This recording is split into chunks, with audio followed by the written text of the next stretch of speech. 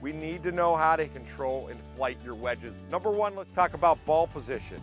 Somewhere about middle, or if you want to flight it a little lower, you can move it back a little bit. That'll always help you keep your flight down, moving the ball position back. But be careful there, because the more you move it back, the steeper you're going to get, probably a little bit more of a chance of hitting the golf ball first or hitting behind it for sure. Secondly is, how do we hold the wedge face? So we can obviously square the wedge up a little bit more, or we can leave it open, even if we have the same loft, and let it lay open a little bit more.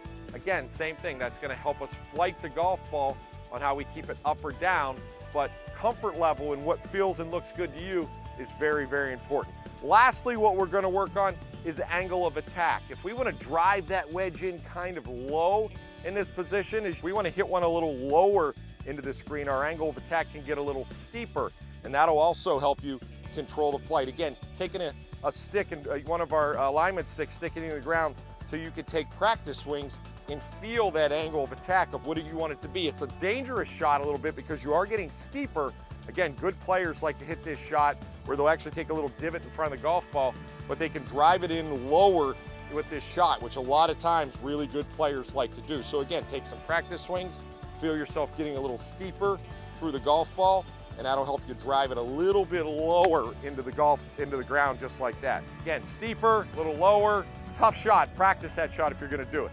Also on the side, same thing. If I want to flight it a little bit higher, I can get a little more shallow in my attack, and I won't drive it down in there. It'll go in a little bit higher. But again, this shot's probably a little bit safer because we're not using, we're using the bounce a little bit more, which is a little more comfortable. So take some practice swings and feel yourself really just stay a little more shallow into the golf ball.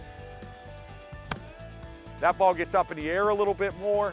It's a little softer shot. It is probably a lot easier for you to hit. So again, many different ways to control your trajectory on these wedge shots. Practice them, feel what works best for you.